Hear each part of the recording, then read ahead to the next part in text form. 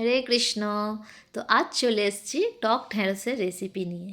তো এই যে আমি ঢ্যাঁড়সগুলো নিয়ে নিয়েছি, আর ঢ্যাঁড়সগুলো খুব সুন্দর দেখতে।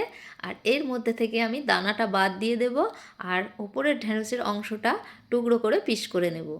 এবারে আমি কড়াতে সাদা তেল দিয়ে দিয়েছি 1 চামচের মতো, একটা শুকনো লঙ্কা আর অল্প একটু সাদা জিরের ফোড়নটা ভাজা হয়ে গেলে এবার রেডি করে রাখা ঢ্যাঁড়সগুলো দিয়ে ভালো করে নেড়ে চেড়ে নেব। প্রয়োজন মতন লবণ আর হলুদ দিয়ে ভালো করে মিশিয়ে নেব।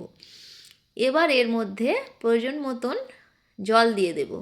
বেশি জল লাগবে না এখানে, অল্প অল্প করে একটু দিলেই বোঝা যাবে। খুব তাড়াতাড়ি এটা সিদ্ধ হয়ে যায়, আর সিদ্ধ হয়ে গেলে জেলির মতন ভাব এসে যাবে। এবার এর মধ্যে আমি হাফ বাটি চিনি দিয়ে দেব। এবারে চিনিটা ফুটে গলে উঠলেই জেলির মতো পুরো ভাব হয়ে যাবে। এবারে আমি এর মধ্যে ভেজে রাখা আচারের মশলা একটু ছড়িয়ে দেব। এই দেখুন কি সুন্দর জেলির মতো ভাব। এইবারে আমার রেডি হয়ে গেল টক ঢ্যাঁড়সের টক ঝাল চাটনি। হরি বল।